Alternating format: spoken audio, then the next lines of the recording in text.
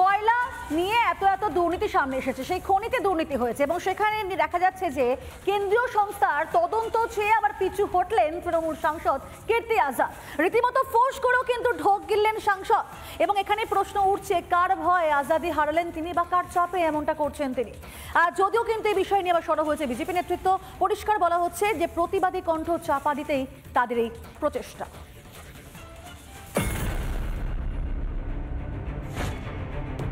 এক পা এগিয়ে দু পা পিছিয়ে গেলেন, প্রত্যাহার করে নিলেন কয়লা দুর্নীতিতে কেন্দ্রীয় সংস্থার তদন্তের আর্জি। এ যেন কীর্তি আজাদের আজব কীর্তি।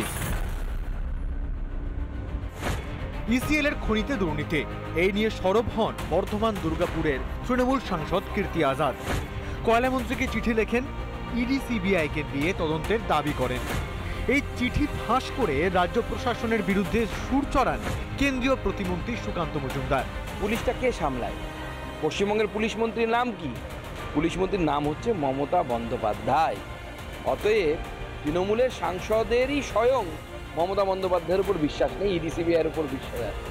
মুখ্যমন্ত্রী তো মুখ লুকোনোর জায়গা থাকলো না। সুকান্ত সরব হতেই পিছিয়ে গেলেন কীর্তি, ফোঁস করেও ঢোক গিললেন। অভিযোগ প্রত্যাহার করে কয়লা মন্ত্রকে ফের চিঠি দিলেন। পিছিয়ে গেলেন কেন বিশ্বকাপ জয়ী প্রাক্তন ক্রিকেটার?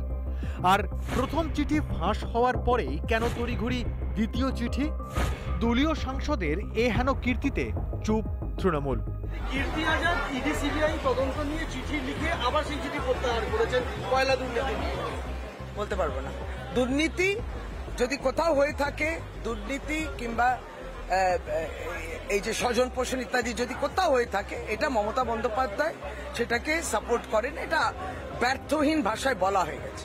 এবার কে পিছবে কে এগোবে এটা তাদের দায়িত্ব, যে দুর্নীতি করছে তার দায়িত্ব। যে কোনো ধরনের প্রতিবাদকে একদিক থেকে তৃণমূলের গুন্ডারা আক্রমণ করছে, একদিকে তৃণমূল মানুষের গণতান্ত্রিক অধিকার কাটছে এবং সেই সঙ্গে তৃণমূল নামী পুলিশ তারাও আজকে যৌথ উদ্যোগে ঝাঁপিয়ে পড়েছে।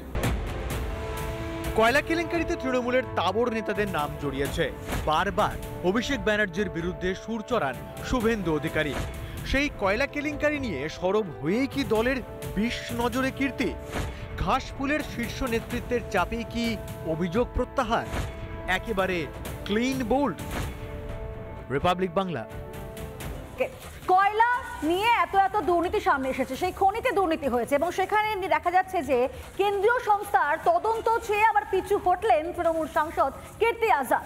রীতিমতো ফোর্স করেও কিন্তু ঢোক গিললেন সাংসদ এবং এখানে প্রশ্ন উঠছে কার ভয়ে আজাদি হারালেন তিনি বা কার চাপে এমনটা করছেন তিনি। যদিও কিন্তু এই বিষয় নিয়ে আবার সরব হয়েছে বিজেপি নেতৃত্ব, পরিষ্কার বলা হচ্ছে যে প্রতিবাদী কণ্ঠ চাপা দিতেই তাদের এই প্রচেষ্টা।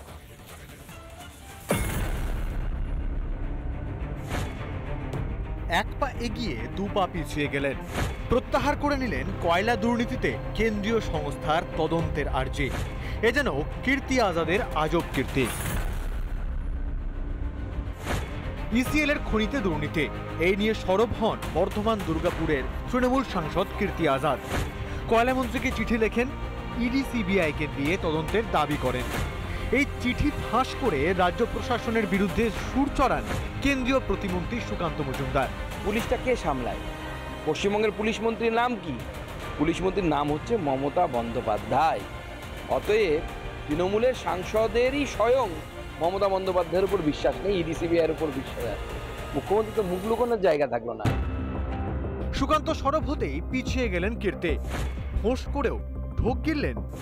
অভিযোগ প্রত্যাহার করে কয়লা মন্ত্রকে ফের চিঠি দিলেন। পিছিয়ে গেলেন কেন বিশ্বকাপ জয়ী প্রাক্তন ক্রিকেটার? আর প্রথম চিঠি ফাঁস হওয়ার পরেই কেন তড়িঘড়ি দ্বিতীয় চিঠি? দলীয় সাংসদের এ হেন কীর্তিতে চুপ তৃণমূল। কীর্তি আজাদ ইডি সিবিআই তদন্ত নিয়ে চিঠি লিখে আবার সেই চিঠি প্রত্যাহার করেছেন কয়লা দুর্নীতি নিয়ে। বলতে পারবো না। দুর্নীতি যদি কোথাও হয়ে থাকে, দুর্নীতি কিংবা এই যে স্বজন পোষণ ইত্যাদি যদি কোথাও হয়ে থাকে, এটা মমতা বন্দ্যোপাধ্যায় সেটাকে সাপোর্ট করেন। এটা ব্যর্থহীন ভাষায় বলা হয়ে গেছে। এবার কে পিছবে কে এগোবে এটা তাদের দায়িত্ব, যে দুর্নীতি করছে তার দায়িত্ব। যে কোনো ধরনের প্রতিবাদকে একদিক থেকে তৃণমূলের গুন্ডারা আক্রমণ করছে, একদিকে তৃণমূল মানুষের গণতান্ত্রিক অধিকার কাটছে এবং সেই সঙ্গে তৃণমূল নামী পুলিশ তারাও আজকে যৌথ উদ্যোগে ঝাঁপিয়ে পড়েছে। কয়লা কেলেঙ্কারিতে তৃণমূলের তাবড় নেতাদের নাম জড়িয়েছে। বারবার অভিষেক ব্যানার্জির বিরুদ্ধে সুর চড়ান শুভেন্দু অধিকারী। সেই কয়লা কেলেঙ্কারি নিয়ে সরব হয়েই কি দলের বিষ নজরে কীর্তি? ঘাসফুলের শীর্ষ নেতৃত্বের চাপেই কি অভিযোগ প্রত্যাহার? একেবারে ক্লিন বোল্ড। রিপাবলিক বাংলা। নানা ধরনের কন্টেন্ট দেখার জন্য লাইক করুন, শেয়ার করুন আমাদের ফেসবুক পেজ, সাবস্ক্রাইব করুন আমাদের ইউটিউব চ্যানেল। পাশাপাশি অন্যান্য ব্রেকিং নিউজের জন্য অবশ্যই চোখ রাখুন রিপাবলিক বাংলায়।